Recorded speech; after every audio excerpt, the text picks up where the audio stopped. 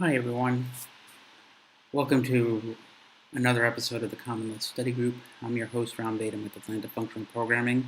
This is now our first prime time Atlanta Functional Programming Common Lisp Study Group in, I have to say, a couple of years now.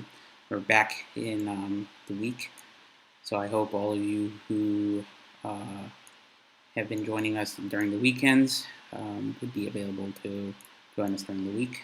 We'll be doing these weekly now, every Wednesdays from 7:30 to 9:30 p.m. Eastern Time. A couple of announcements. Tomorrow, we also have our weekly Haskell study group.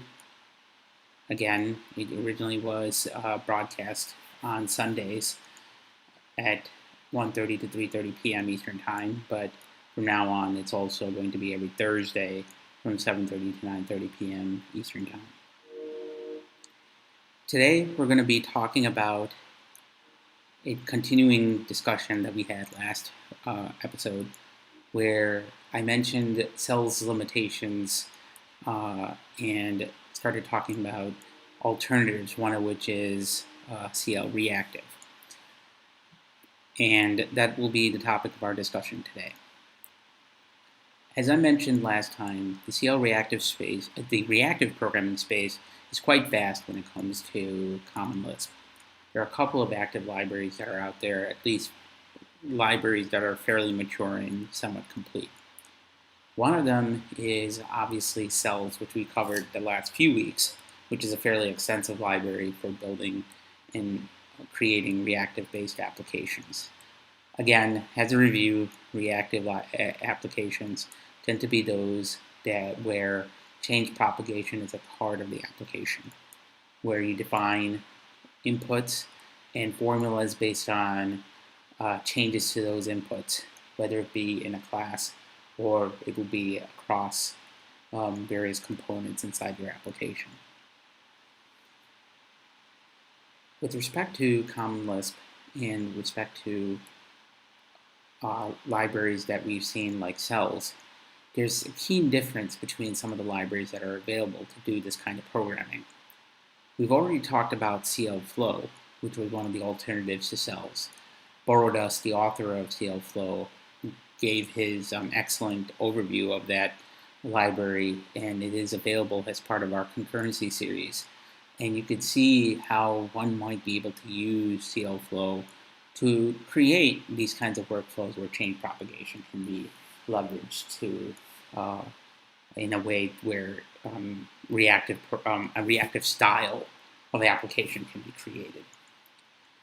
In the case of cl-reactive, though, cl-reactive follows a similar, of the similar ilk as cells in the sense that it was designed from the ground up to be solely based on this input, formula observer, output kind of like paradigm, if you will. Unfortunately, to begin with, cl-reactive is not available via Quick Lisp. You will have to actually clone cl-reactive into your local projects if you'd like to use the library. And I provided the GitHub URL inside the YouTube description, so for those of you who would like to follow us along, you may certainly do so. However, once you do that, it is as simple as simply running quick load cl-reactive, and it will install and download a couple of potential libraries that may not be available in the Lisp image, one of which is trivial garbage, which is a way to create finalizers inside Common Lisp, something that we haven't actually discussed, but it is a pretty interesting library for those of you who would like to explore garbage collection and garbage collection style libraries that are available inside Common Lisp. It's one of the topics that we'll discuss at some point. Once you do load this, we can actually start, doing some interesting things. So let me go ahead and add a quick load here too as well for our purposes of our discussion. Now I'm using a scratch buffer here, but let me go ahead and save this guy. In my top level, call it cl-reactive Lisp for the purposes of today's discussion.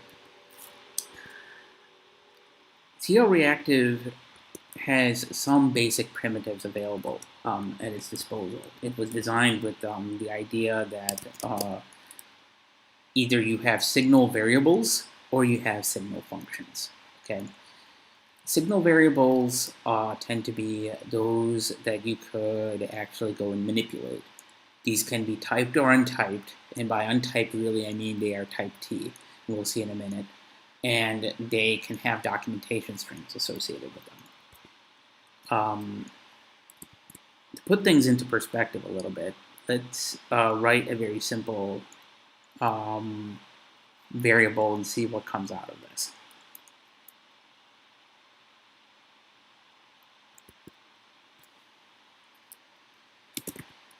So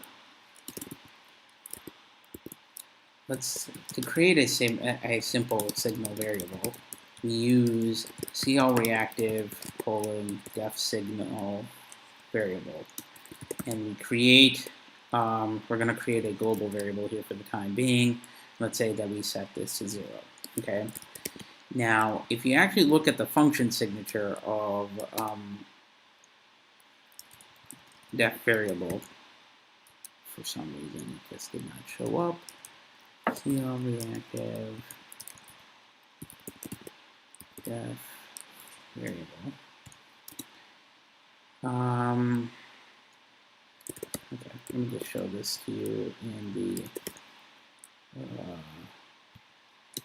the mini buffer here.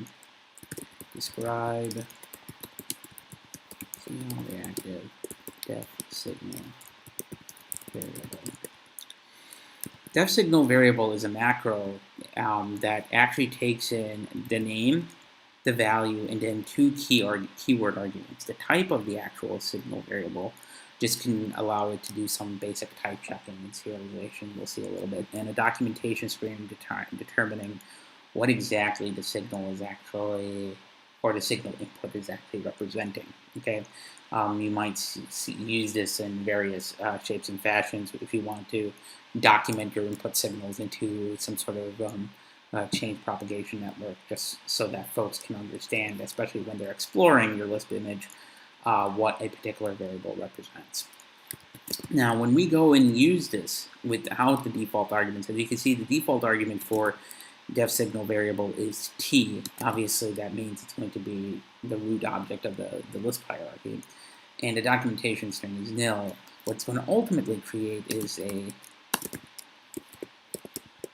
something called a signal variable object. Okay. Now this is the base level object of cl-reactive's hierarchy. If we actually go in and look at the type itself in the instance, we could see that there's a couple of things that are there.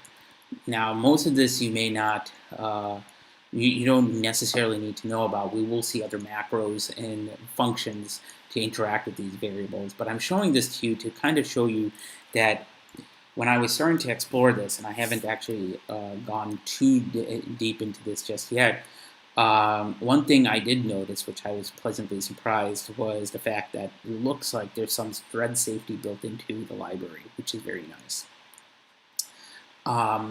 As far as I know, with respect to cells, I don't believe, I think it's using the asynchronicity of the class object system to make sure signals get propagated in a particular way, but I do not believe that a particular signal variable can be shared the way variables can be shared here, mainly because of the fact, again, those inputs are based on class slots, which means normally those variables and instance variables which are associated with some class object instance that has been constructed. So you may not need some of those kinds of sharing semantics using low-level primitives such as mutexes like we're using here, mainly because of the fact that you're getting some of that free as part of the encapsulation. But you may want to know that at some point that the higher level piece, the higher level objects themselves, may need to be managed. At which point you're going to be probably having to write some of that threading code yourself, so that those higher level objects that are wrapping those signals are appropriately locked and shared accordingly. But we can see here that we can also create a typed version of this.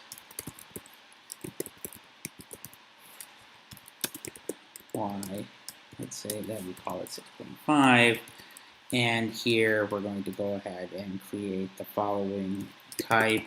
Let's say that we're going to set this to be a real variable, and then the documentation is let's say that let's call this pi, just so that no, let's do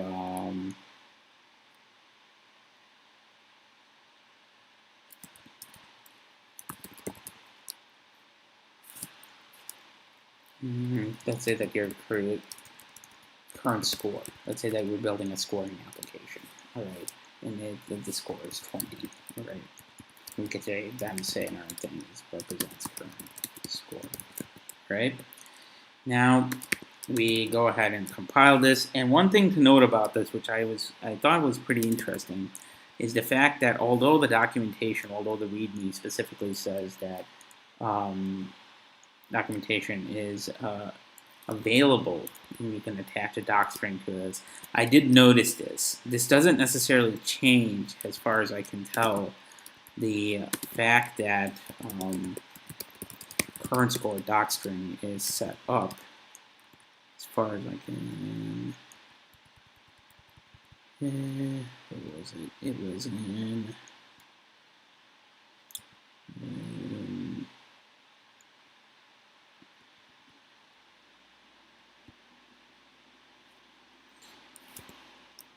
yeah, I can't say for sure, but it's interesting that this warning comes up just merely because this keyword argument is being used elsewhere inside the library, which I thought was pretty weird.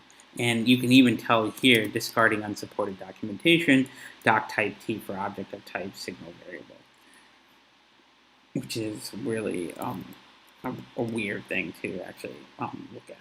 Okay. Again, these signal variables are single-typed values which are used as inputs to signal functions, which we'll touch base on a little bit. Together, signal variables and signal functions at the top level of the cl-reactive library are known as signals. So anytime somebody talks about a signal in terms of cl-reactive, you need to probably ask them when you talk about a signal variable or a signal function. In most cases, when you're building a network and you're building an application, it's not necessary to distinguish between them, but you may want to know them when you're debugging your application, so that way you can explore inside your Lisp image one and inspect them accordingly.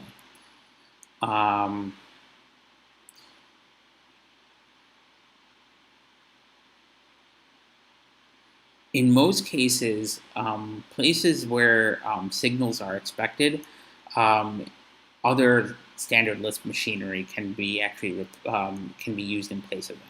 So that you could see is a seamless integration with cl-reactive and and normal common Lisp. But we'll touch base on that as we go through. Okay.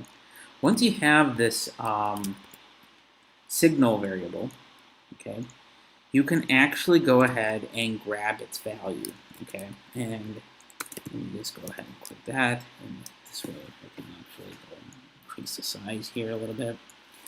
You can actually go ahead and print the value of the signal. Now, mind you, if you end up doing something like this, print x, what you're actually going to be printing is the object instance. What you have to do is you have to use, obviously, since you saw that this is a class, you need to use something called its accessor, which is represented by cl-reactive signal value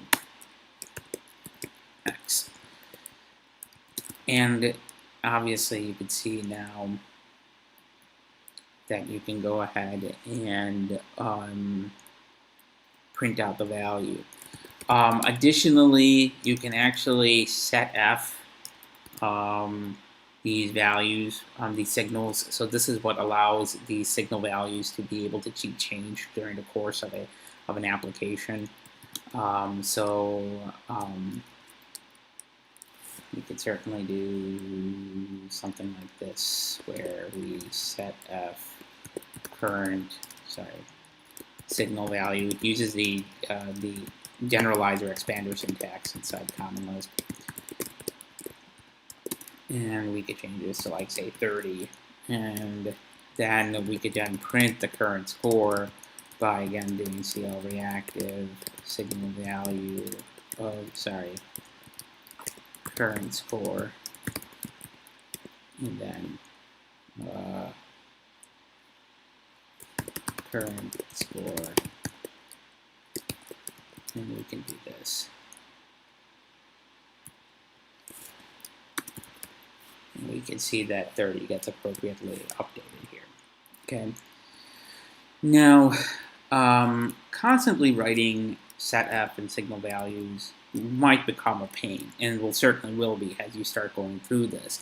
So, one of the nice things that's available to you at your disposal is a nice macro, and cl-reactive with signal values. Okay.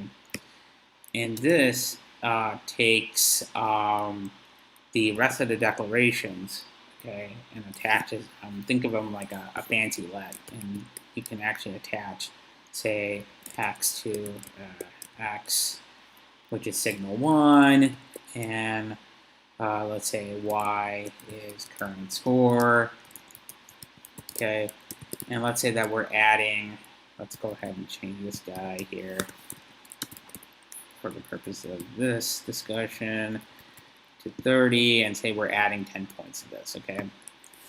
So let's just simply go ahead and, label these guys, okay?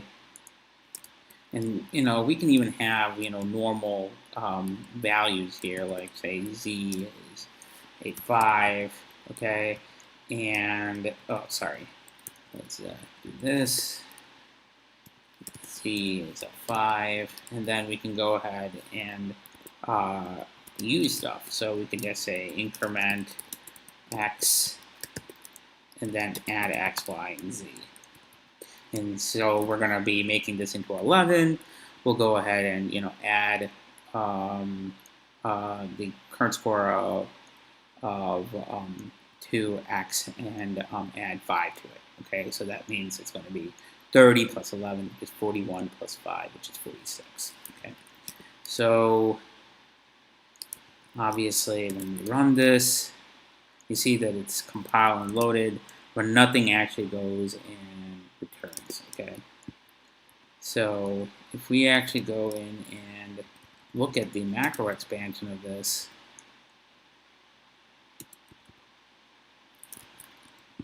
interesting. It is not a macro. I thought it was a macro. Let's see something. My understanding was this was a macro.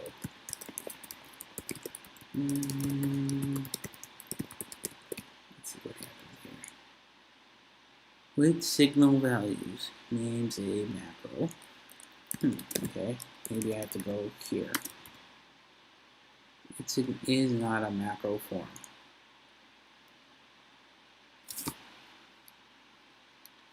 But it says here that it names a macro. Let's see what this is.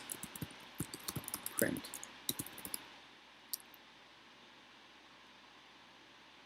So this is increment 37. So why is that 37? 38. increment x. X is 10. So why is that saying it is 38? That is wrong. 39, 40. This is not what I expected it to be. Let's go ahead and do this again. Okay, enable this. This is now def that print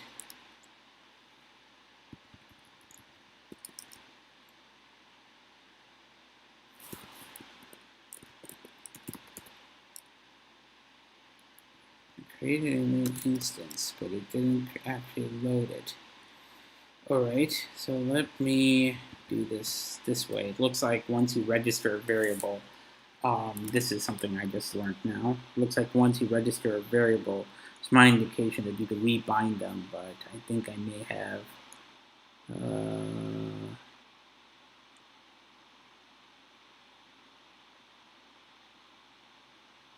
defSignal variables. Looking at my notes here and looking at the README, see if I made a mistake. No, it looks like it's supposed to set it up. Okay, so let me just fix this. This is a pretty simple fix. Do a set of here. cl-reactive signal value x 10. Okay, so now this is now 10. And let's see what happens when we make this 10 and z is 5. Let's do this here. Sorry. There we go. And we get 46. Looked like that variable got messed up somehow when I bound it originally. But this is, oops. It's not in macro form. That's interesting. So it looks like things may have changed from the last time this README was read, and I did not attempt to look at this. Let me see this here. This is not a macro form. It looks like all of these are not macros, although they say they're macros. So let's see something here. Describe. We're going to have to go look into the code to see how some of this works, which is okay. We can totally look at the code to see what happens. defSignal variable. Okay.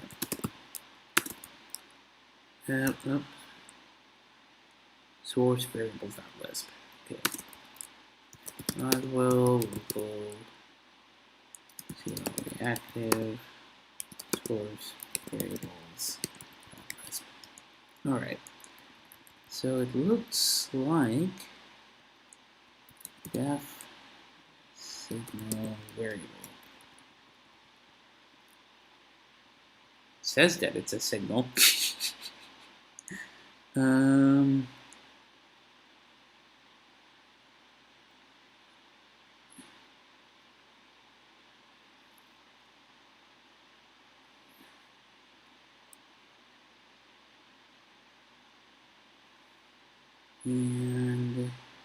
creates a new variable if value is not correct.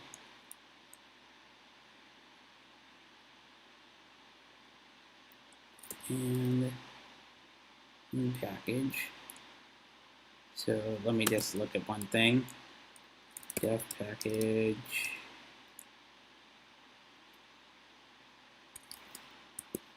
Package.lisp is usually what I need to look at. See, defSignal variables are all exported. These are all exported things. Okay. All right.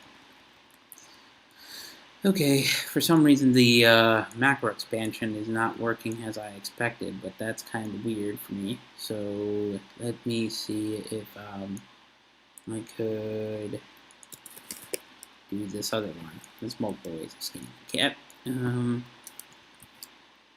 Let's see if I could do this. Macro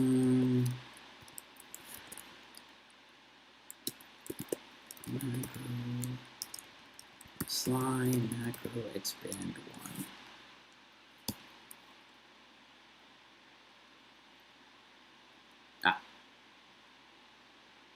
Perfect. So, as you can see, if we do a macro expansion of this guy, it generates ultimately a def var behind the scenes, okay, of the signal variable. And signal variable is itself a function.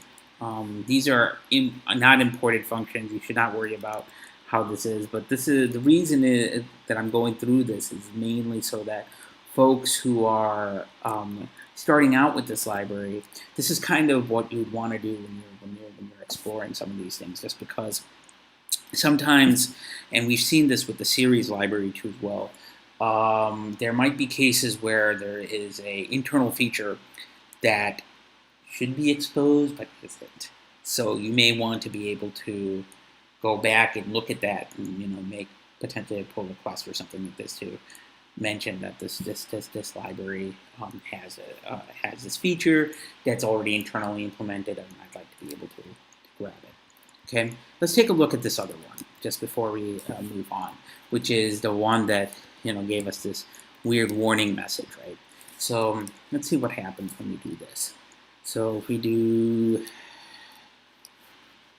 Control-C, Meta-M, you will see that ultimately we check and we call this function with the keyword variable real in the documentation real soon, right? And represents the score. And this guy here, we've already kind of were introduced to this when we were looking at the variables, but if we go to it, this is actually a function call that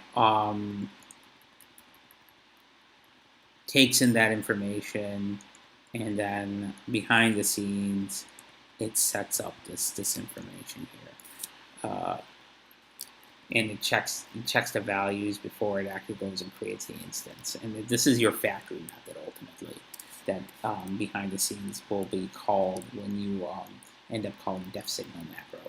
Okay, and at the bottom we have this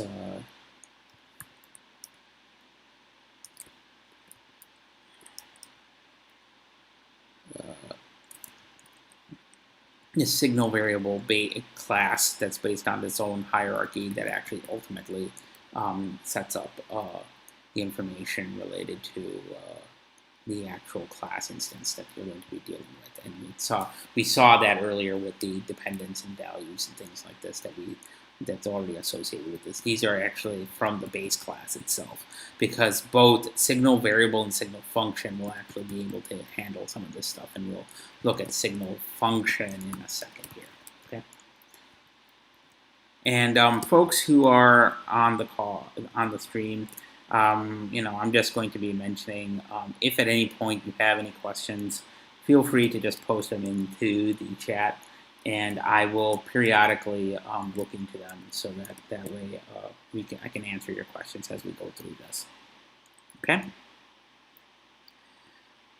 So we now have signal variables, and we have this with signal values, which allows us to actually go and essentially do a lat, although there is a signal lat, but this is really kind of like, think of with slots in Common Lisp. It allows you to actually go in and create this, and we could actually see this when we go to and try to macro expand.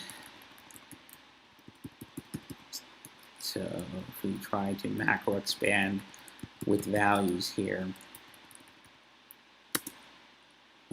sorry, yeah, actually let's do this, slide macro expand 1. You can see that we end up just doing essentially a simple macro let associated with these signals, and then we grab those signals, which is already bounded to those gensims, and use the symbol macro-let to actually go in and grab their immediate values before we can use them in the let form. But once you've defined a signal variable, you may want to be able to use this, right? There's other ways of actually defining signal variables. One more that I think should be mentioned here before I move on. I just forgot about this. This is another way of doing this, which is cl-reactive let. This guy actually allows you to go ahead and define multiple signals in a simple form. So you may have, say sig a. There's no sig. And then you do type integer, documentation, basic signal. You may have a sig b, and we have no type associated with it, but we do have a doc string, signal b, okay, and let's say sig c, which doesn't have necessarily any sort of information associated with it, okay? In fact, you can actually get rid of, at this point, then, the parentheses and just use sig c. This, behind the scenes, will actually go in and create the appropriate thing that you'd expect it to, okay? And what you could do is now leverage this and then, create, a series of signals that you could then utilize in your application, okay? So when you print this list here, and let me go ahead and do print, print here, we run it, restructuring bind,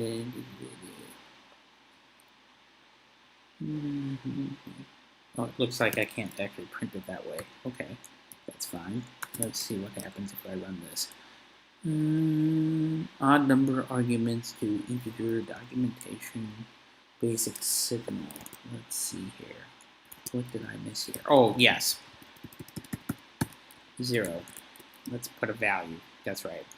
This syntax here is basically the signal name, the value, the initial value that we had earlier, that we saw earlier in this example.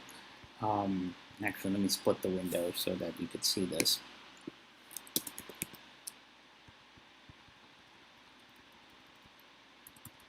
Here. This matches the same constructor that we've seen earlier here. Here, the reason why we have signal C is because the fact that signal B has a nil is because the initial value of the signal is going to be nil. Here, because it's a 0, it's going to be 0. So let me try and see if I can print this guy out. Okay, that's what I expected. So when we run this print, you're going to end up getting the same print object that's associated with the signal variable class, and then you'll be able to see what instances are available inside your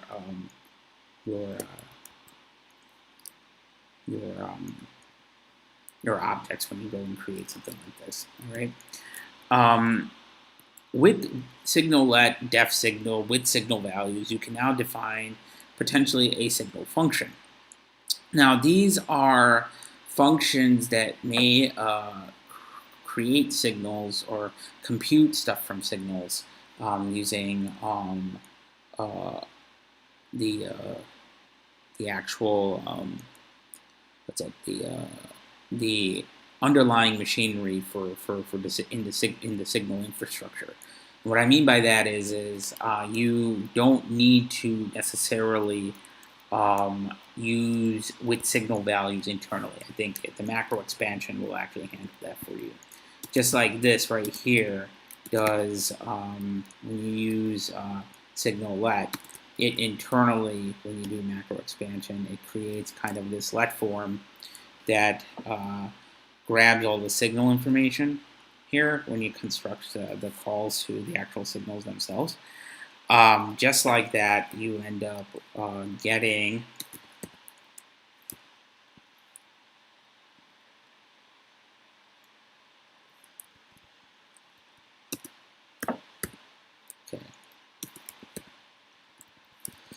you end up being able to use those signals directly. And we'll see an example of this. Let's say we wanted to create a defSignal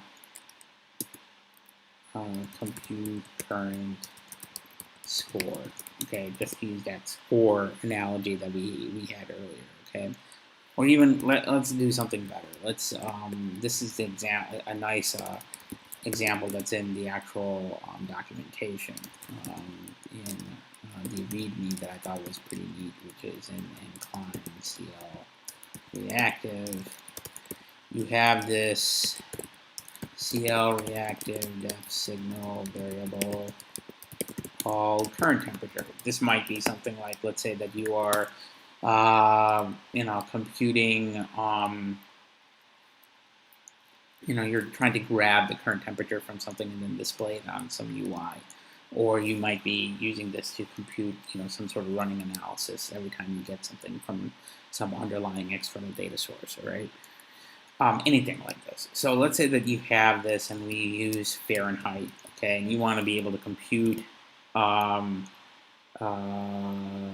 Celsius. So in Fahrenheit to Celsius, it's compute. Let's say we call this compute Celsius. Okay, and first we need to provide in here the arguments to this function. Okay, so here we provide, let's say, a single argument. Obviously, we want the current temperature in Fahrenheit. Okay.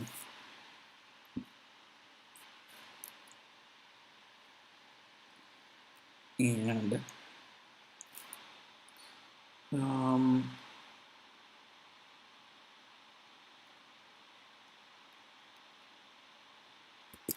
actually, let's say that we're returning the current temperature in Celsius.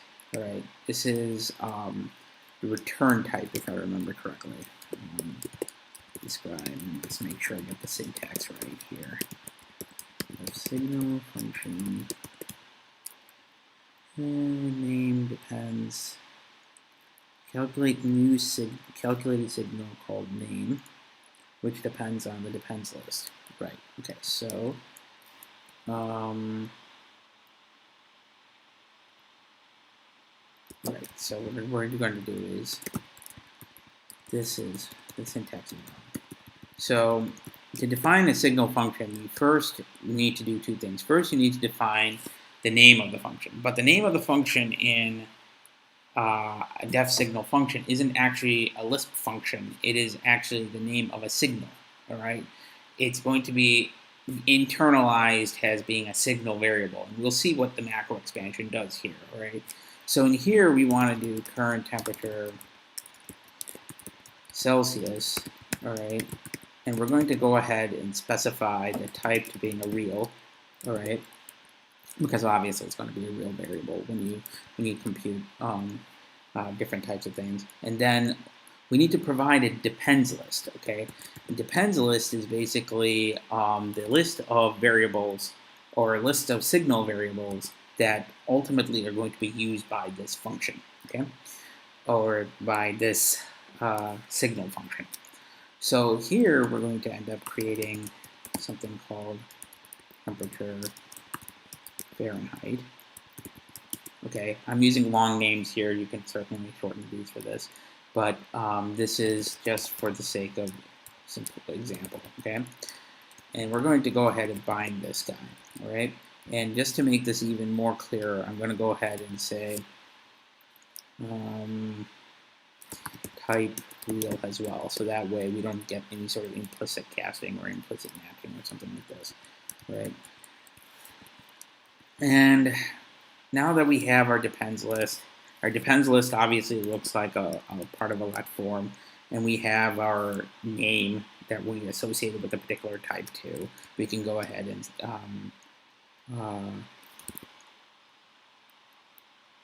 compute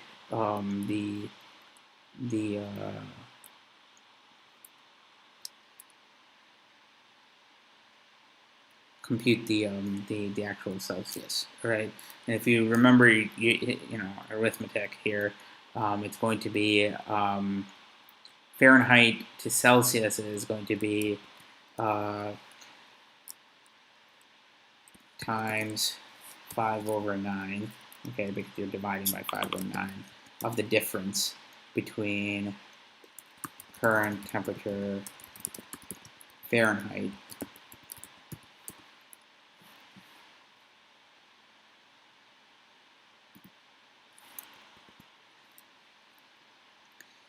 and 32, all right? So let's go ahead and compile this. Let's first compile this. Let's make sure our signal value is all set correctly.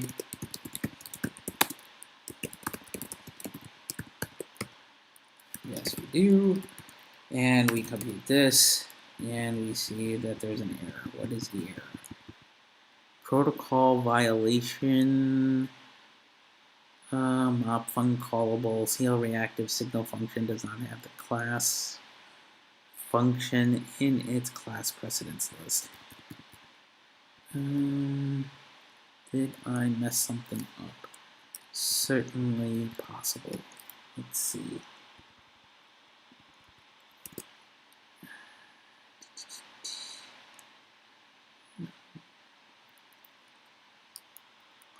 Let me see here. Let me just Fahrenheit.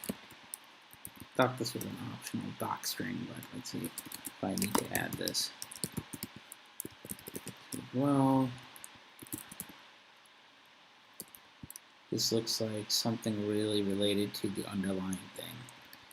So this looks like a problem in the code. Let's see what.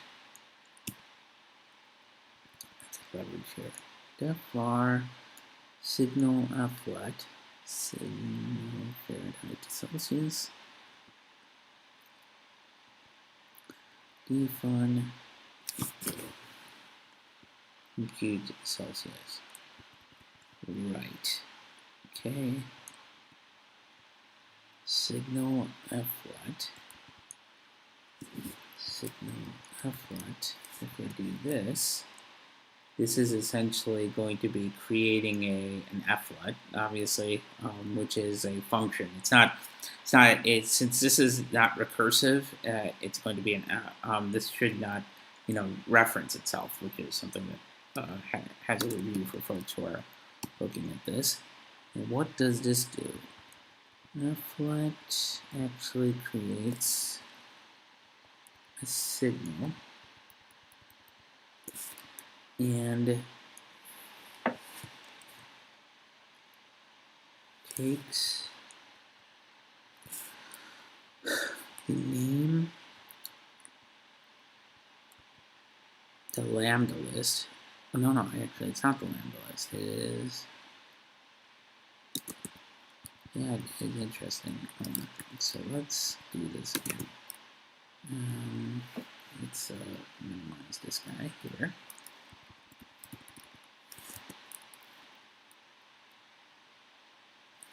So this piece of defining functions is something that I thought we would be doing this together. So this is going to be interesting. So let's see how we can debug this. So this guy is.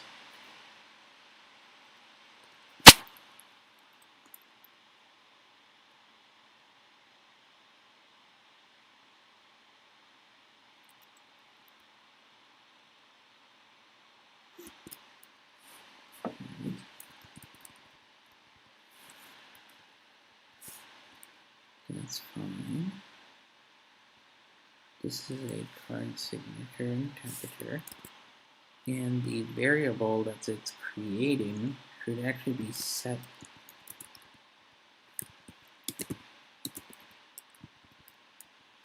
Let's see if I can actually get.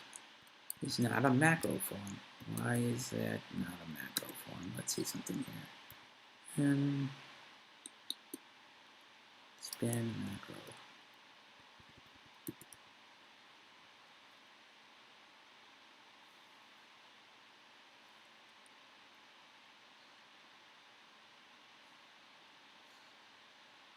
Let's see here.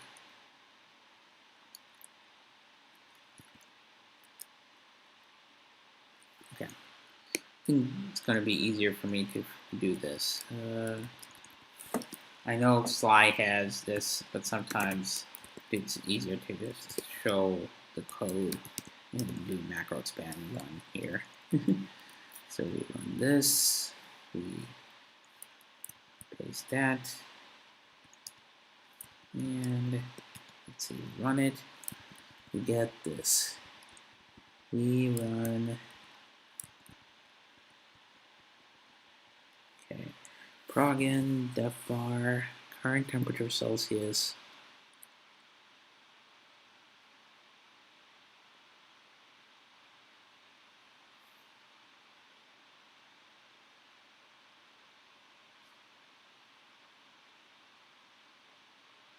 Current temperature Celsius.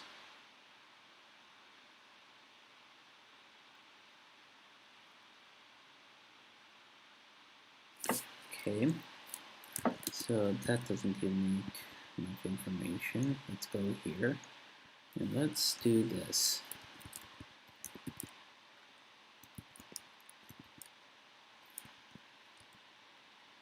Oh, right, sorry. Expand all is for folks who are, it depends on which Lisp you're in, but some Lisps actually have this built in. This is actually specific to SBCL. I think it's SB. Shit. Okay.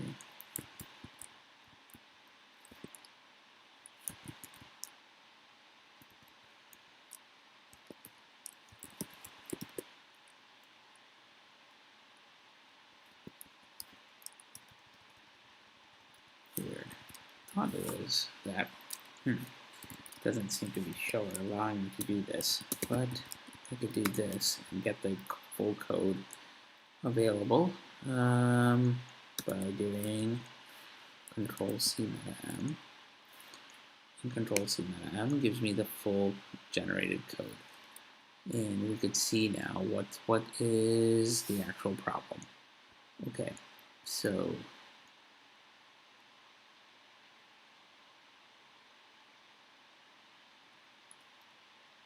and let me just make sure I get the actual original code error, which is something about uncallable. It doesn't have common Lisp function in its class precedence list. Okay, let's go and look at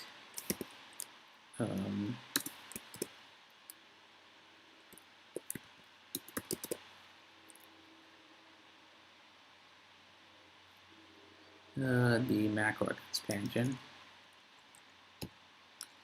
And let's also split open and look at the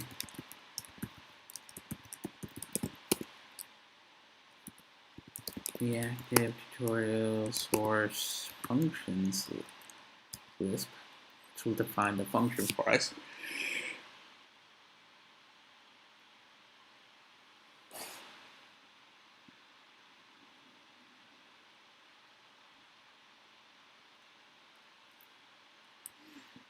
So our def class does not have a cl function associated with it, but it's a uncallable standard class. But I thought that you don't need to define something to be a standard Lisp function in its class precedence list once you've done.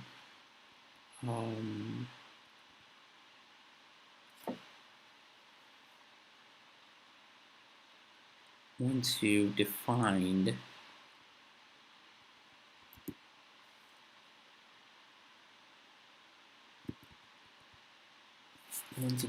it as being a uncallable standard class.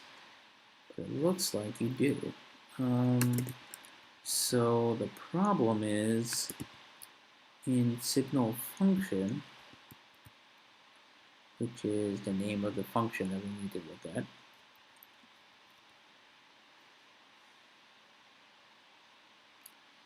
And the depends on that it's getting is coming from signal base.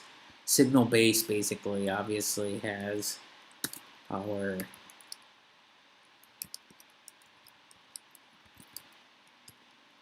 base class defined, which has the dependence mutex, whether or not it's created, what its value types is, and so forth. Let's see what the problem is in terms of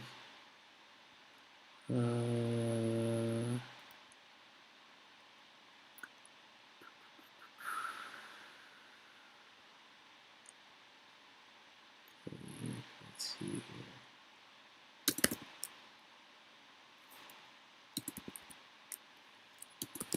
Let's go back to cl-reactive, and it's really saying that it can't find the class precedence list for function. Okay, so let me go and look at creating here a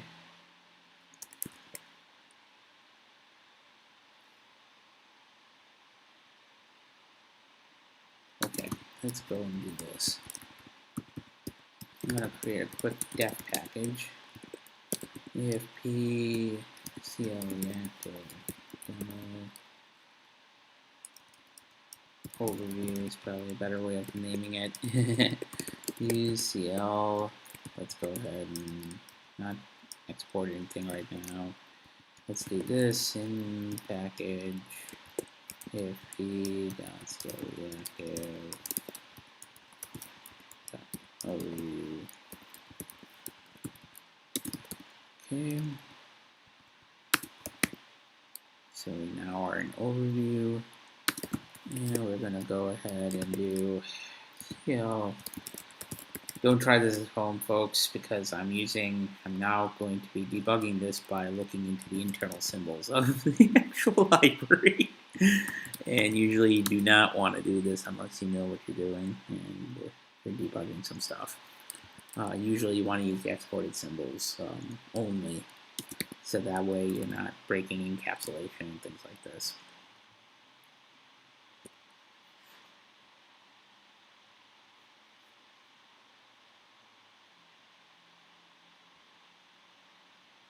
Okay.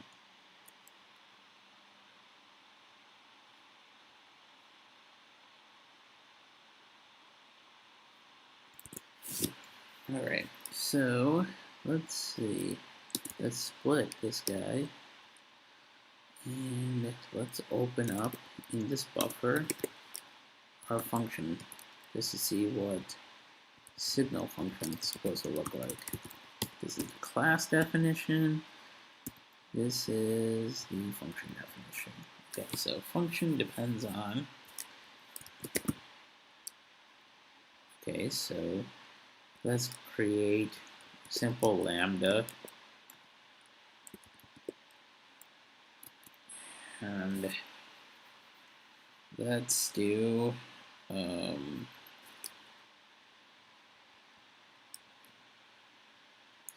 don't know what I should be doing here. I guess I should actually go in and figure out, not add signal dependent, it is, or depends on.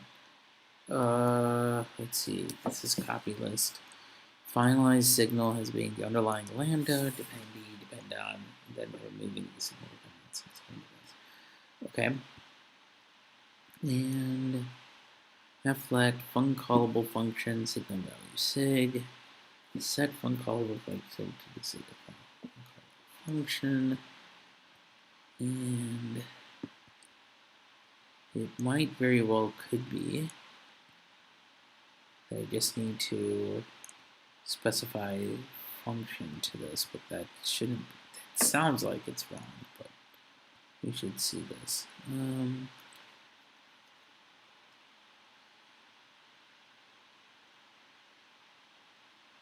If list p name,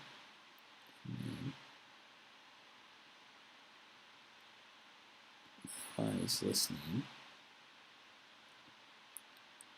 And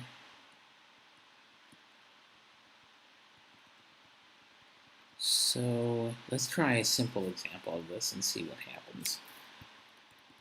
I mean, it shouldn't matter.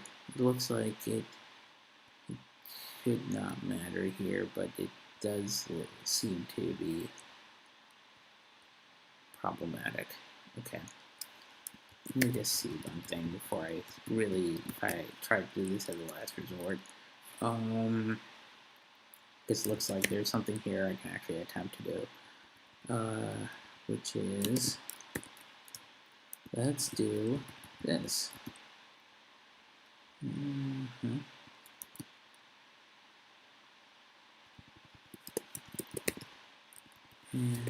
do that.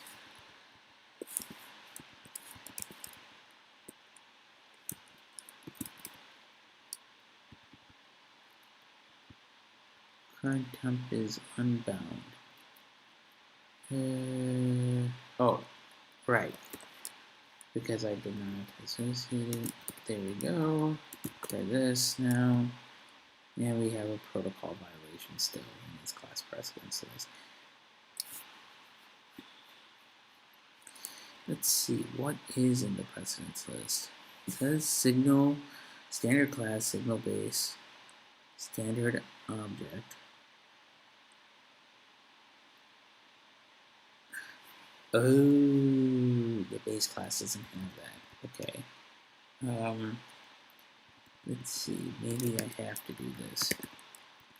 I assumed that if you create something as a fun callable class, it looks like, I'm just going to look at them now. Whenever you're dealing with the meta object protocol, having the meta object protocol documentation is always available. It's always a good idea. What was it? It was. Let's go back to this. I have this here.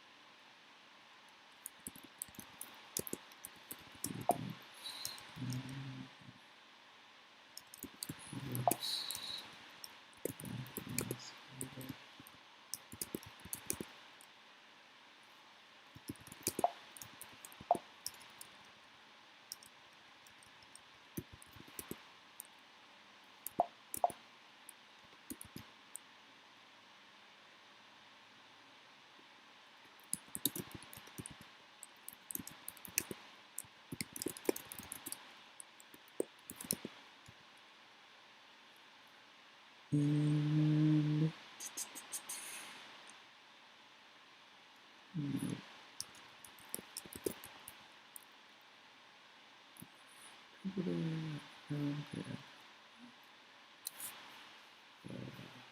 it is not in here. Right, okay, let me just pull this up. Check it. 5, I think is what it was.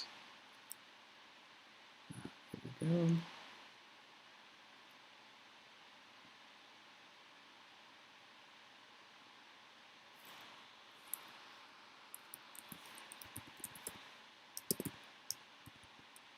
Uncallable instances.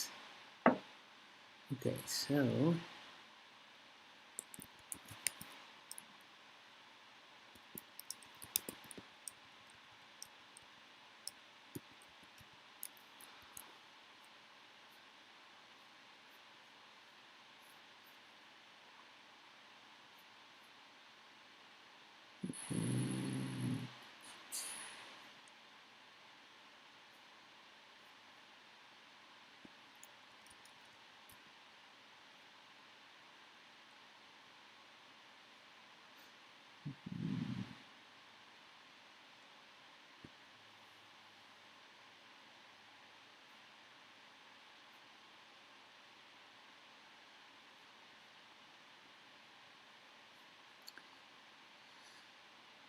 it looks like this library is still a little bit premature, but it's been around for a while, so I'm just trying to see if I can fix some of this so we can actually go on with our discussion of this. Just bear with me for a minute. My apologies for folks who are watching, wondering why there's long silences occasionally. Just trying to grab some information on fun-callable standard class. Because my understanding when I read the meta object protocol, and we covered this a few almost 6 months ago, was you don't necessarily need to have something derived from function in order for it to be subclassing. Well, having the meta class for being a fun-callable standard class. But it looks like the base class, either the base class or the subclass, have to actually mention that they are derived as a function, but that does not seem to be right. So let's see.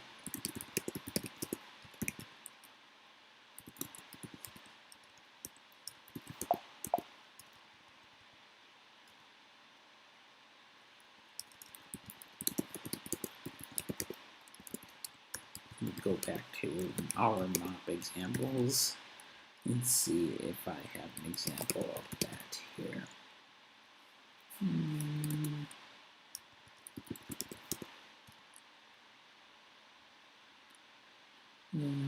Superclass. No, this is just for defing class. Let's see if I have another one.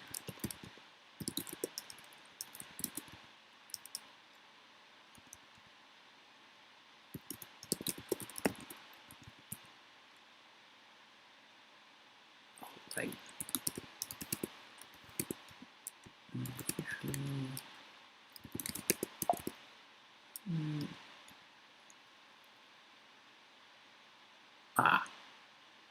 Right.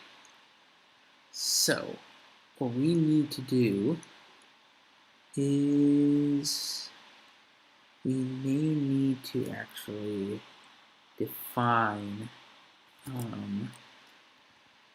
couple of functions here to make this fun callable, which is going to require a little bit more work than I wanted to kind of discuss today, but we'll go through it anyway.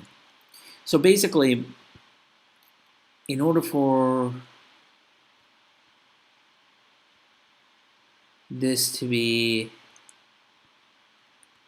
a fun-callable standard class, you would have to also define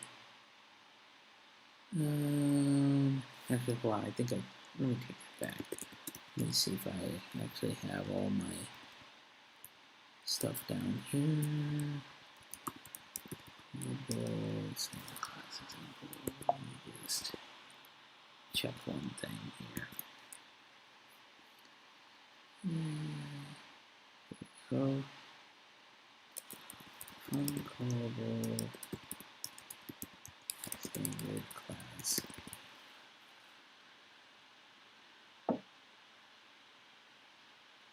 The class fun-callable standard class creates a specialized thing called fun-callable instances with the definition.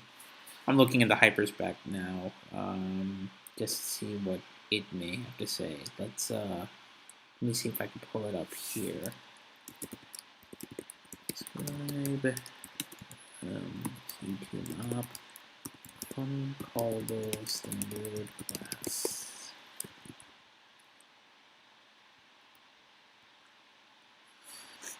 And the class method is the class, PCL class, and these are all related to the actual meta object protocol. When a class has not yet been defined, we have 4 reference classes. So let's talk about fun-callable instances. Okay, so def class constructor instances themselves fun-callable subclasses. Instances. Like standard instances from Cobalt have slots for normal behavior. For example,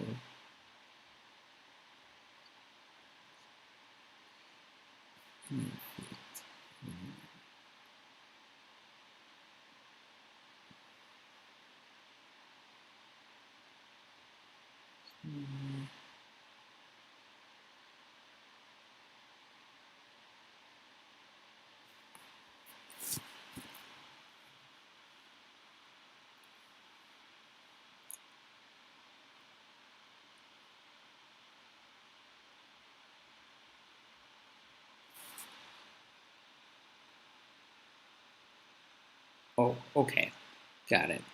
So let's go and look into this. Let's go back to our example. So it looks like the problem is, if I do this again, the reason why it says the protocol violation is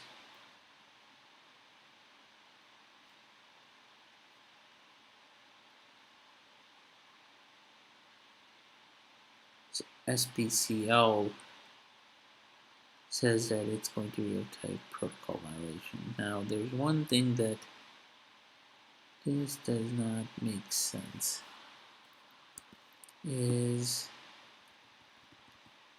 Might be the way it's being used. Let me see here. Do I have the Macor Expansion still available? No, I do not. What's this one? Yeah, this is the Macor Expansion. So this guy says if what's this? It's creating the function, which is taking the function name, the lambda that we generated. And this lambda here that you're seeing here is basically the generated function, anonymous function that's computing the Celsius from Fahrenheit. And you can see right here that we set the Fahrenheit to being the current temperature. We currently ignore it.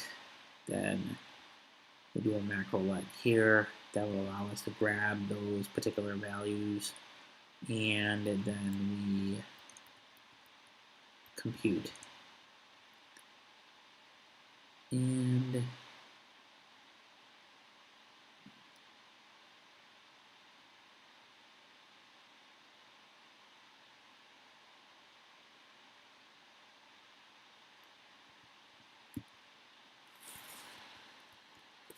then in this argument, we're grabbing the dependency list, which consists of the current temperature. Where is it calling it though? It should not be calling it. Let me try validating this guy right here.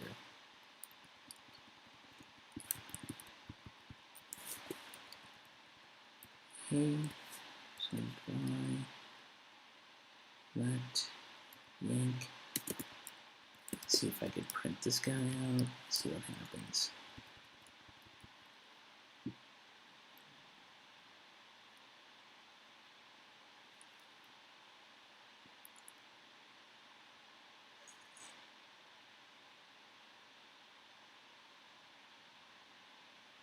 Okay. Very well. Yeah, it looks like it might be that I have to actually specify in that library. It might be a fix that needs to be put into that library to say that we have a c2mop function, but I didn't think that we needed to do that, but we'll see. Oh, right. Just like we have c2mop standard class, I think we have c2mop standard function that I have to also go and deal with. Okay, let's go and add that. Let's see what happens there.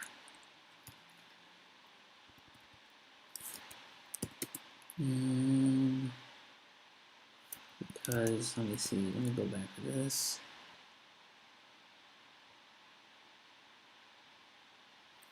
Yeah, I think we have to use c2mop standard function.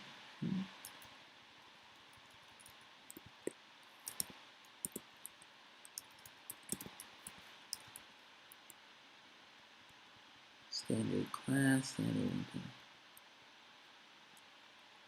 generic function, but it's not a generic function.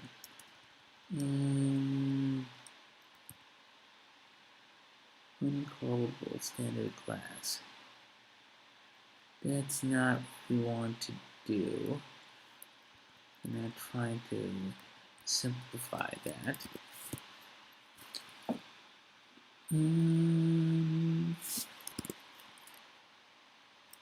I didn't believe that you needed to create something as a function. That's kind of what, that's interesting. Hold on, let's see something. SBCL, protocol,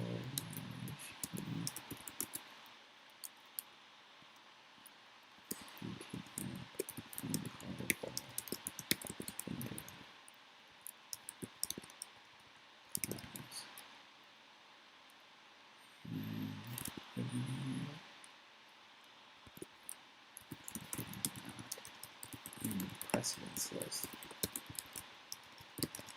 Let's see what happens here.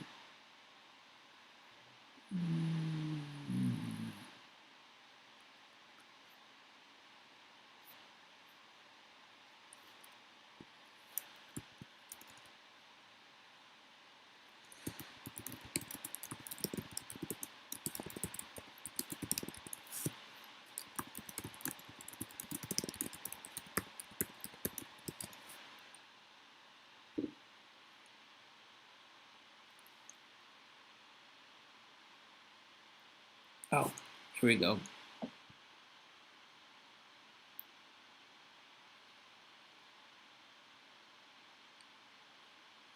So, functions being one example, generic functions being another.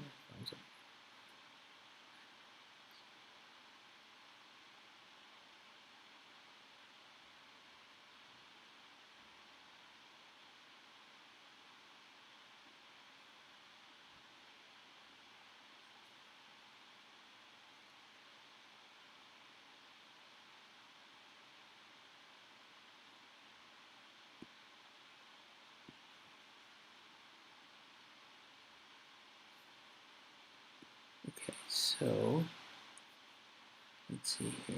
Looks like I think we need to create a fun-callable standard object. Let's see if CTML has that. Uncallable standard object. Let's see if that fixes it. I don't know, folks, if this is going to actually cause any other issues, but it looks like the reason why there's an issue there is because of the fact that it says that it can't find it in the class precedence list.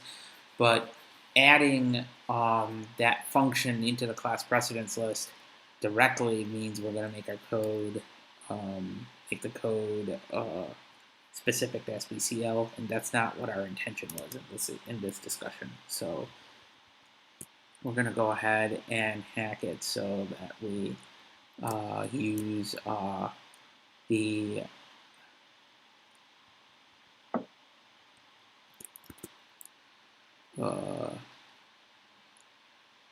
fun-callable standard object. Now, if the author of this library, cl-reactive, is watching, or if folks who know the author, let him know that this is kind of what I stumbled on. I will go ahead and try and see if I can post an issue on his GitHub repository to kind of mention this. But it certainly sounds like this is something that we need to do. In fact, let me see if there are any issues here. Okay.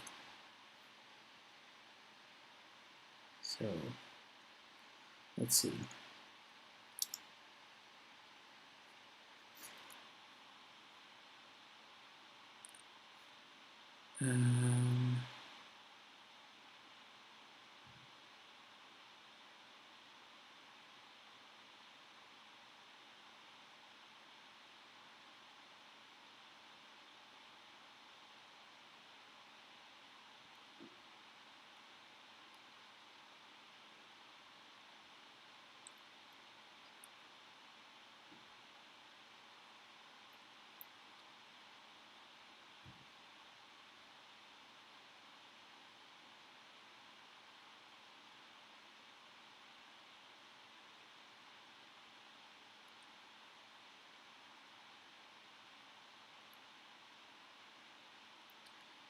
Okay, let's see if this works.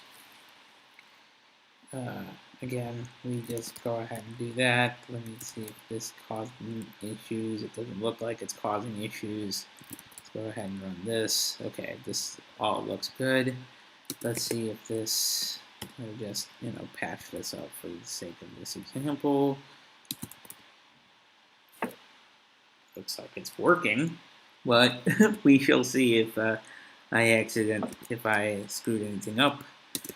And if all goes well, if I do signal cl reactive signal value of current temperature Celsius, we get 0. All right, this looks like it's working, but we shall see. We do a setf on cl reactive. And do something simpler.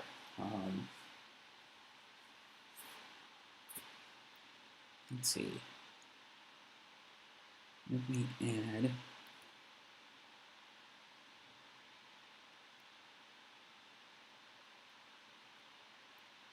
degrees.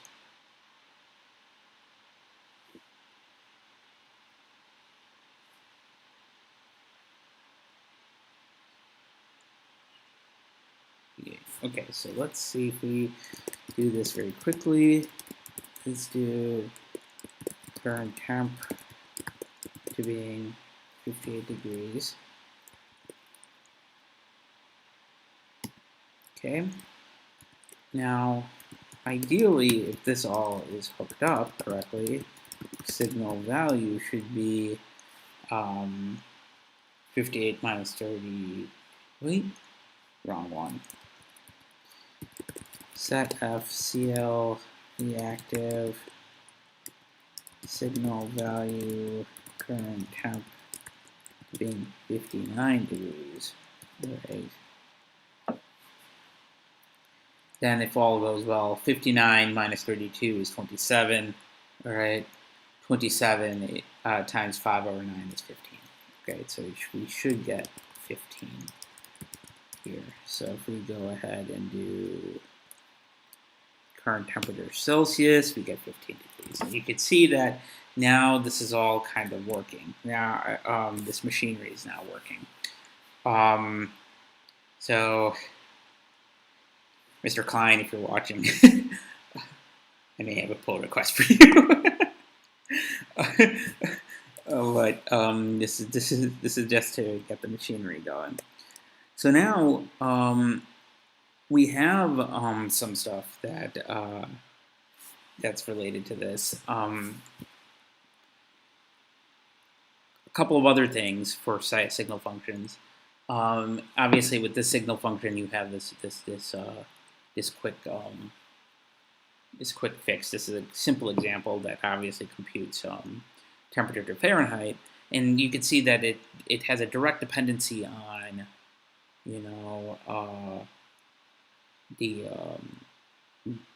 the signal that we created earlier, the signal value that we created earlier. But it itself, you saw, is also a signal value when we did the Macor expansion. Recall, when we did the Macor expansion, this created a Macor expand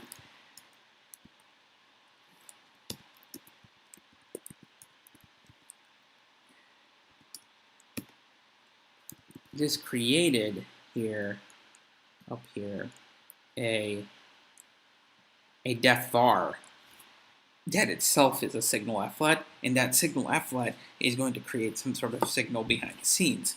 All right, so this allows us to actually hook the signal function to compute other signal functions. Okay, now before I go and talk about that kind of complexity, let's talk a little bit about signal effluent. Okay, signal effluent allows you to, just like effluent in common Lisp, normal common Lisp, to create a let form that defines functions with those function declarations. All right. Effluent Signal effluent, as far as I know, acts exactly like effluent, meaning I don't believe, and this because it doesn't make any sense, it's going to cause an infinite loop in terms of the reactive style of programming. I don't believe you can recursively define any sort of functions. Okay, that's it.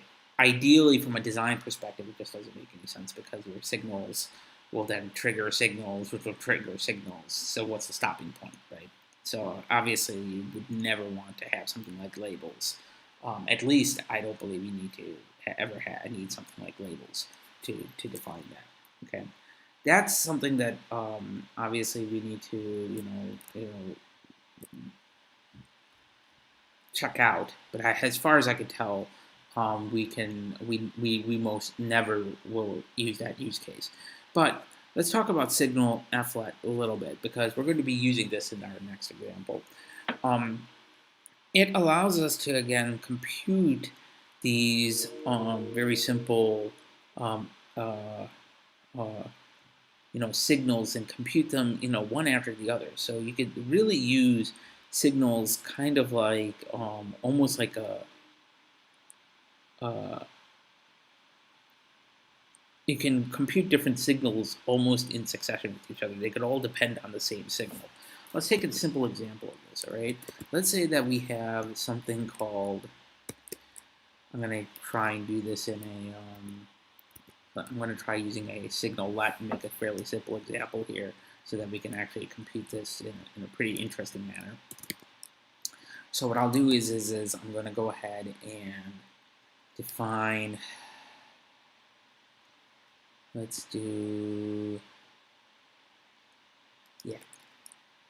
create our basic signal, all right? cl-reactive signal let.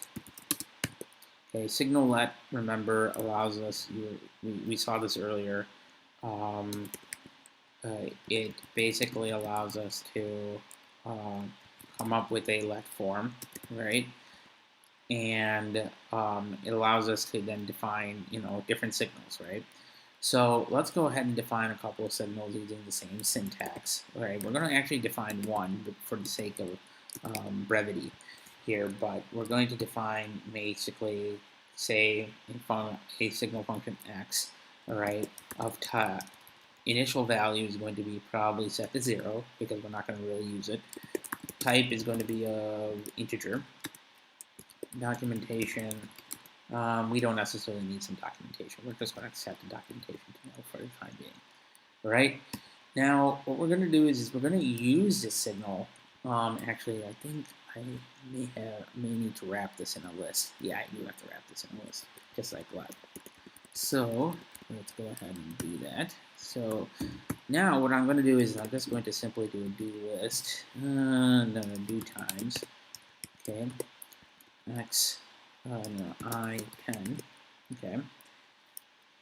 And I'm just going to compute the square and the cubic value of each signal. All right. So how would you do that with signal let? So what you would do is first you would do this. Okay. We would let's first define what we're going to be doing. Okay, let's first define our machine, not machinery, our kind of the boilerplate. This is all kind of like boilerplate here. Just going to do signal value x, I, all right?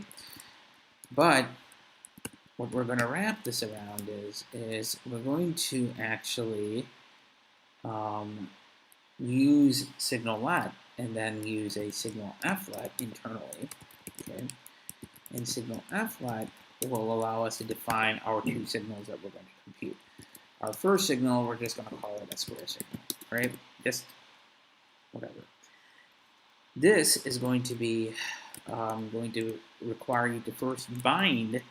Remember, it's the same thing as before. We need to first define our depends list, right? So we're going to call this depends list y, and it's going to be bound to x. Okay. I know really, this might be better to call this sigx, just to make sure that people know that we are associating it with the signal. And let's call this sigx. Right. Now we'll just go ahead and compute our signal, right? Notice this is actually a little cheaper than what we did before. When we define a signal function, we actually have to, we may actually have to specify the name, the type, and some other additional information, but you're not actually doing that here. I don't know if necessarily, and this is still me digging into this, I don't know if necessarily we can use this syntax. Okay, we can use, say, you know, what we had before here, type real, okay? Because here we are specifying the type and then we're specifying the depends list, right? I don't know if the machinery underneath allows us in cl-reactive to use the same syntax here so that everything is consistent, but I'll do some digging and let you guys know, all right? So we now have our first signal that creates the square signal, all right? Again, remember it's the name, the depends list, and our equation, all right? Let me do something here, just so that,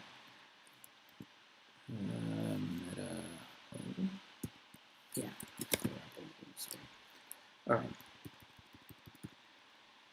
Let's go ahead and now do the cube signal, and let's call this guy z sigx, okay? And this is just doing the same thing. Z times z times z, right? Each time we set f, you know that the machinery behind the scenes is going to call these signal functions and then compute them, and then we'll be able to print out stuff. So what we'll do is we'll go ahead and do a format list here. Input is our signal, okay? A square, a cube, a parentheses. All right, and then we're going to add our three values, which is cl-reactive. Actually, let's do something better. Let's use what we learned earlier.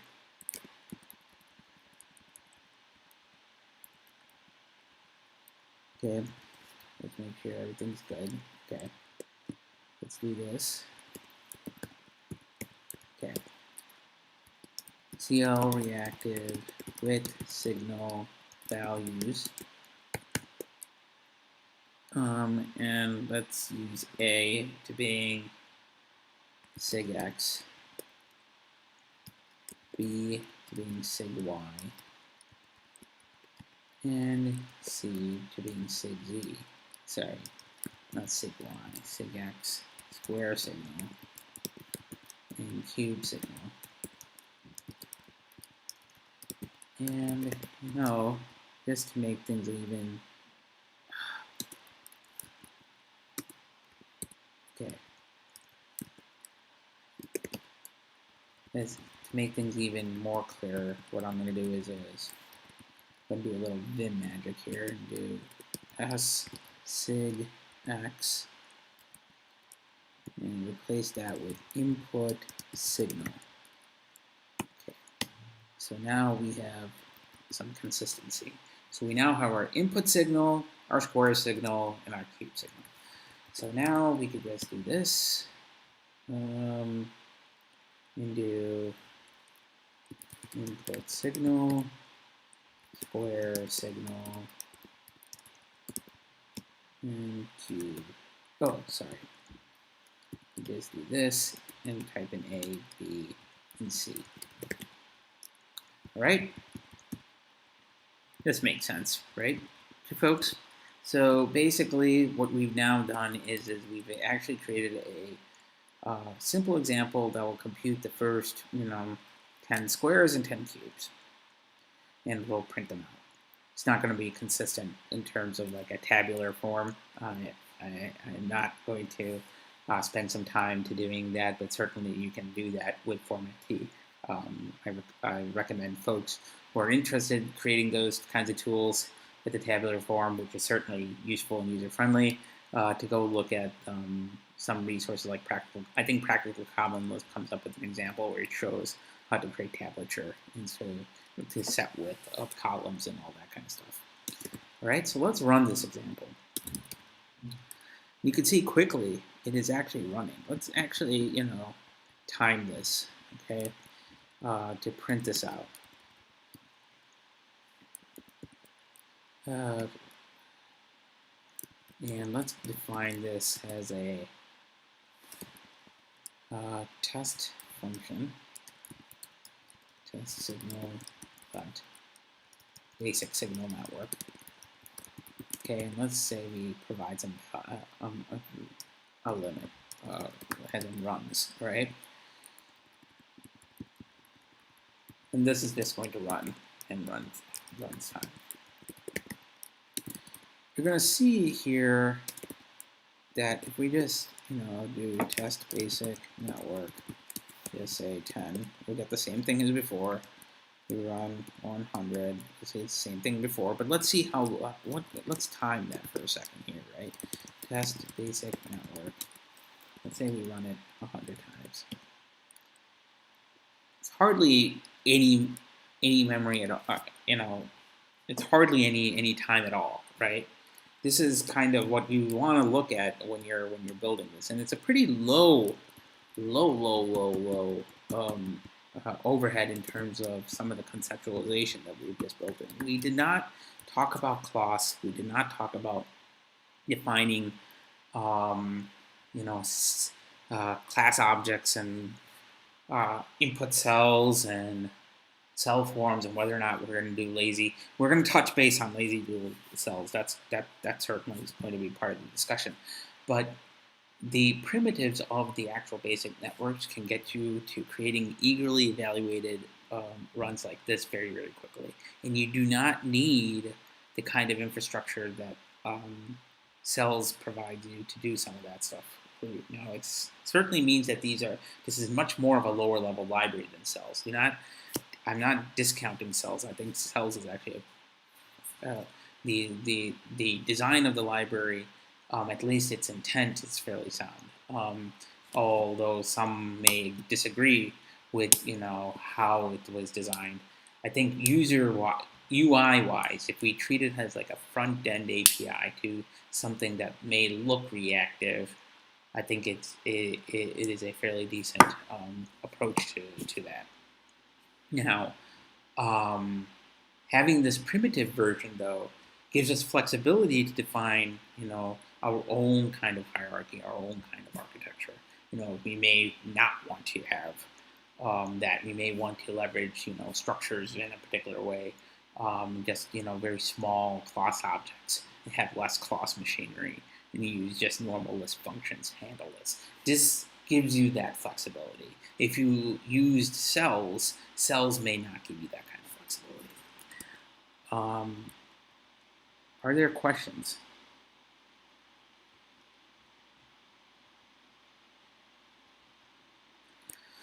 Okay, it's getting on 9:15 here. So the last piece that I'm just going to touch base on, and we could continue on this next week, because I'm sorry we had to digress a little bit to go into just debugging the library a little, in a minute. But certainly, one thing that cells does provide us that I was kind of curious about is how do we handle what cells calls lazy ruled cells. You may recall we talked about lazy ruled cells. They have once asked, until, or always as to how lazy they are. cl-reactive, as I understand it, has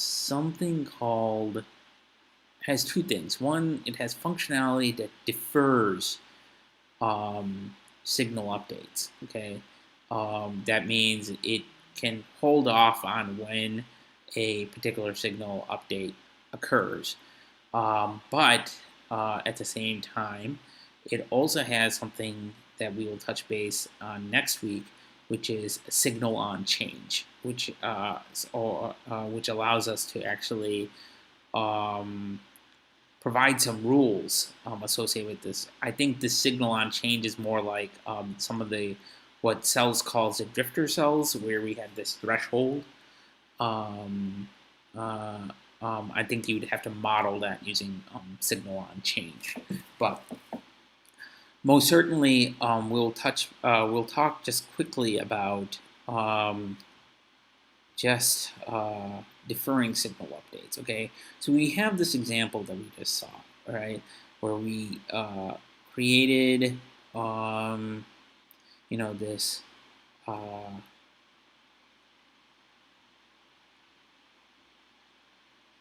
this simple loop that goes and computes between, that takes an input and computes the cube and the square, right? So we can certainly do something even more interesting, which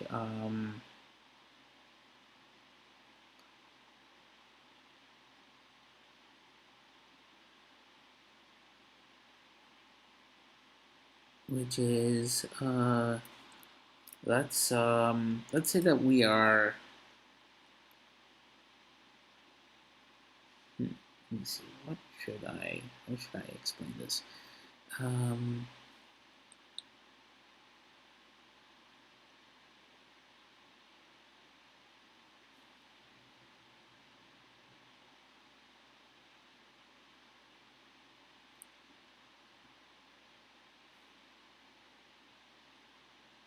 Okay, so let's take this example. Let's use the example that that the documentation calls out, which I think is somewhat of an interesting example.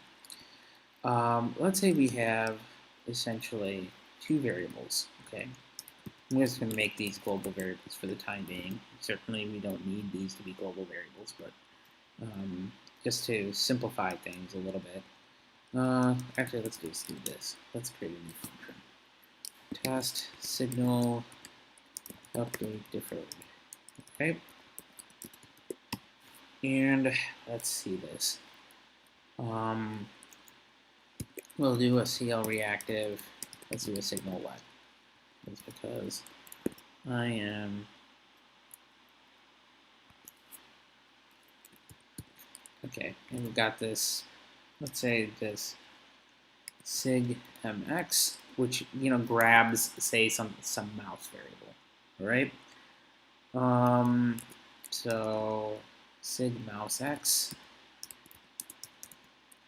Okay, and let's say that we have also, and let's say that this type is a real, and its initial value is at the 0, 0, which is at the top left in the normal screen, right? And we have sig mouse y, which is 0 also, which is of type real, right? And what we're going to do is we're going to go ahead and do what we did before. We're going to use signal effluent. Okay. Sorry. Reactive signal effluent.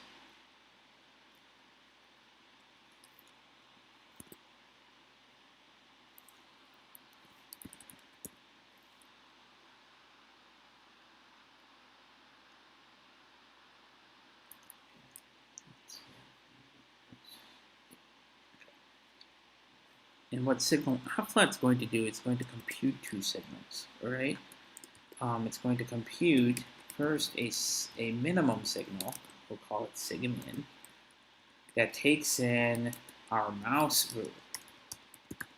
our x position from our mouse, and our y position of our mouse. And what we'll do is we will do the following. We will compute just a min of x and y, right? And let's, make this even more interesting. Let's call this let's say this is 5. Okay, just to make this interesting. And then we do sig max. Okay, again, this is going to be sig mouse x, sig mouse y.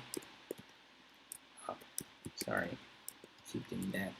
And we're computing the max of mx and my. All right, nothing spectacular so far, but we'll certainly see what is interesting. Okay, and let's say that we do this. Let's say we specify new x and new y. All right, just to make things even interesting. All right. Now here, yeah, this is the one.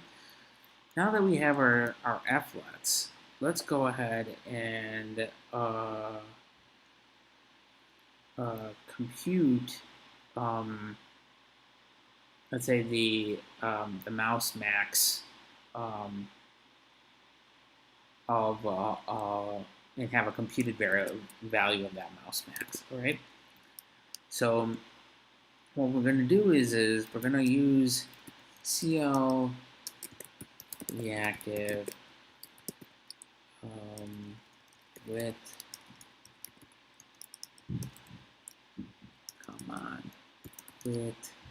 signal values right now. And we're going to first grab again mx again to sig mouse x, my to being sig mouse y. And we're going to have this mouse max to start out as sig max, right? Now here's where it gets interesting. With these values, we can then certainly compute, let's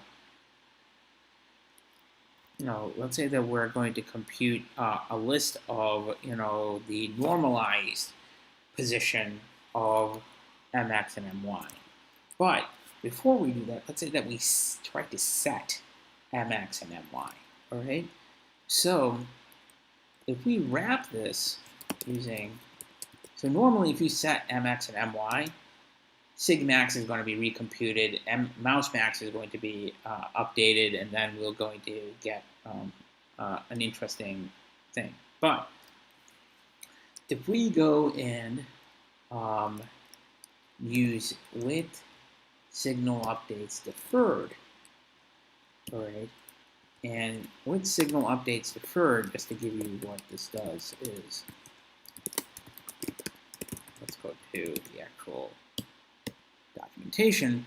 It basically prevents an eager recalculation of any signals until the body of that form is completed. Okay, what that means is basically within the scope of the signal with signal updates deferred, any signals that's modified will not trigger a propagation change in the network.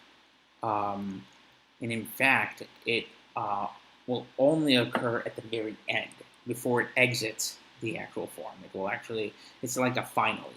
It gets injected into the final set of instructions that need to be run before this gets run. Okay, so if we go in and do this, my apologies. Unfortunately, when I run in presentation mode, this is the indentation that causes some. I have a lot more screen real estate when I normally don't do this presentation mode. But if we do this now, if we try to do set f mx new mouse x my new mouse y, okay, and then we try to do the return the normalized positions based on mouse max. Mouse max. When this occurs, you're going to see that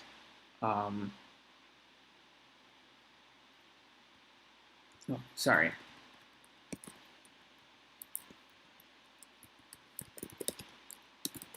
There we go.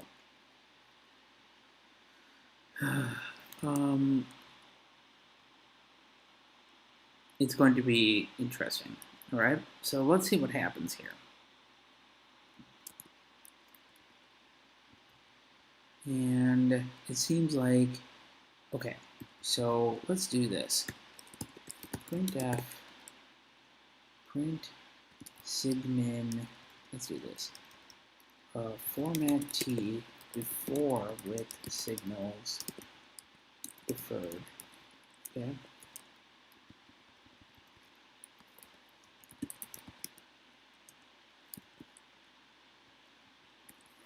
I'm basically printing out this stuff so that we can actually see the execution. Sigmin is sigmax is this. Okay. Then, sorry. So what we have to do is we're going to have to do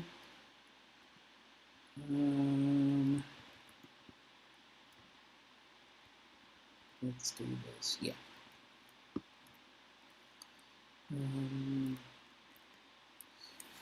That's fine. Well, go ahead and do this. X cl-reactive with signal values. Yes, I'm mapping it to a different set, just so that it makes it easier for me to do. And min to being sigmin, and max to being sigmax, just so that I don't have to constantly type in signal value. Sorry. And we get min and max. Okay. And then what we'll do is we'll take the same set, and you'll see that within the scope here,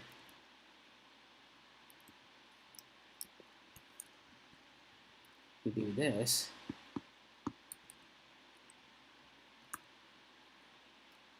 And do this. So it's now all generated.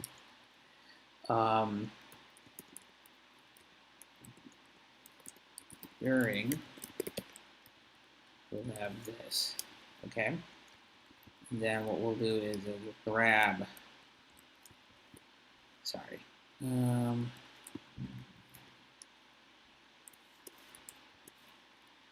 grab this.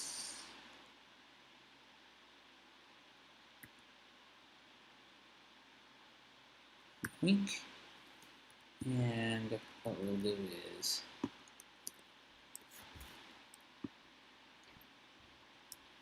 okay.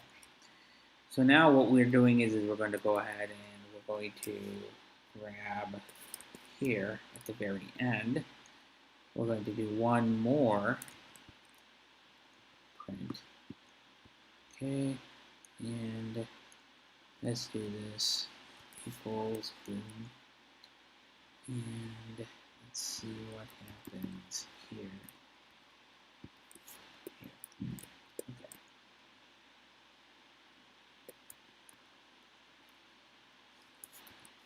Okay. Let's do this. Do that. We have this. And it is with deferred. Now we have after. Okay. And we will do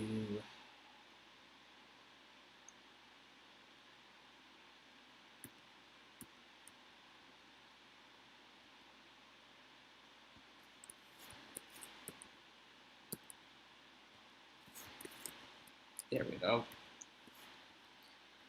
Okay. All right, so what I did here is is basically add some debugging statements so we could see the execution of this, okay? So if all goes well, whatever we pass in, mx, my will change, but internally, these will not, okay? Mmin and mmax will not. It won't trigger an update, okay? So these will stay the same. So if we remember, our initial values of in our network is 0 and 5, okay? Mmax is 0 and M5. So sigmin is going to be 0, and sigmax is going to be 5, okay? So the first time we're going to run this, we're going to end up, we should be expecting, you know, sigmin to be 0, sigmax to be 5, okay? The second time we run this, we expect also sigmin to be 0, sigmax to be 5. And then the third time we run this, it's going to be, obviously, whatever we print out, all right? So here, let's go ahead and do this. Do this, print, okay? And let's do even something else, just so that I don't get anything screwed up here. List a, $sign, control 0, meta this, and we will run this guy. So when we run this, test signals update deferred, and we see that there is an issue in, oh, right, sorry. Let's do signals update deferred with new x is going to be, let's say, 2 and 7, all right? When we run it, we see, interesting. So we have signals 0, 5.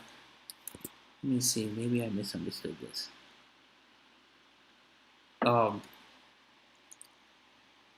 My mistake. With signals updates matches exactly what lazy ruled cells and cells does. And specifically, they are computed as needed. So if you need to compute the new values of those signals, then we would see them. But here, clearly, we don't want that. So let's go ahead and change this a little.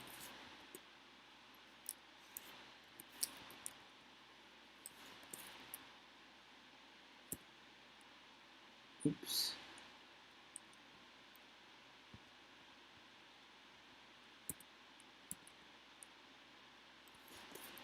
There we go. Now, let's print this out.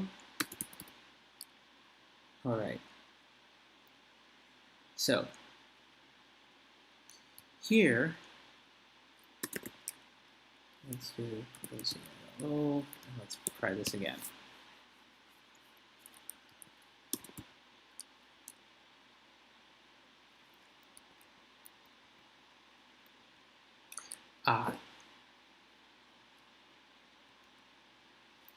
That still does not look right.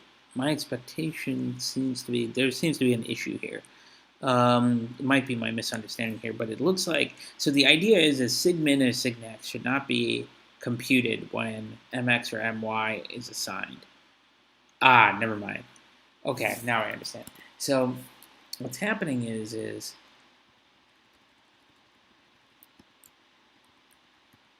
before everything's good, we computed sigmin and sigmax, we call them, everything is fine, right? We're getting 0 and 5 as we expected.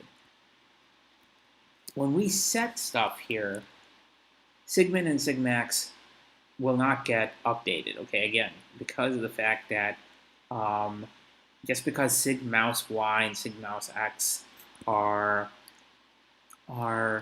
updated, we are deferring until they actually need it. Okay, remember the lazy evaluated rules that we talked about when we talked about cells. This is very similar in nature. All right. When we compute mouse max, we need mouse max. But what is mouse max? Mouse max is sigmax. So at this point, when we ask for mouse max to create the list, sigmax is computed. Sigmax has to be computed because the fact that there's a change that is pending, and in order for this computation to be stable, to update accordingly, it should react to that change that's pending. It's not going to compute with the previous change. Okay, so at that point, sigmax is going to be computed when the list is constructed, right? But sigmin should not be constructed. All right. So this is particularly interesting. So let's see this here. Let's go back to what we had earlier. All right, because we took this out. Let's see what happens. Here, it looks like there is an issue though. What it looks like sigmin is actually also being computed. Why? Because we asked for sigmin. All right, because we asked for it, it's needed. Therefore, it's going to require an update. So you can never actually ask for it to get the previous value when you're depending upon it. Okay, you will only know that that's going to occur just internally because it's not being computed. Okay, this is one of those cases where you're just going to have to trust the framework to actually do the correct management and not compute values it doesn't need to within the respect of this guy. So again, to review, since we're calling mouse max computes sigmax, sigmax is going to be computed, but sigmin is not used at all until after the deferred form. All right, at which point, when the deferred form exits, there's this pending change that needs to go compute itself. So there's going to be a small pause if you think. It could be a complex calculation that you want to deal with, but there's going to be a small pause, and then it's going to go and compute that. So with that, that's the end of part 1 of our series on cl-reactive. Again, for folks who have been following us along, if you're going to be using this library, it's not available on Quick Lisp. It is available through Github. Download the GitHub, watch the first part of this video to get the fix. It's just a simple fix that needs to be added. I'll see if the author will be willing to actually use the fix that I provided. Very well could be that I don't have the latest version, but I just downloaded this 5 minutes ago, so it might be a fix in some other branch.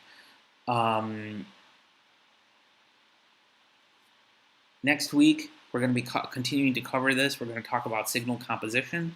We're going to talk about counting signals in updates.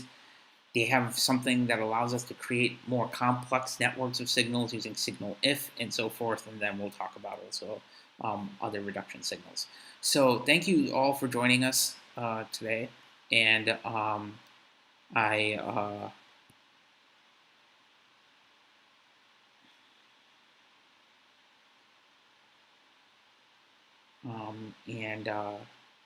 I'll see you guys next week. Have a great evening.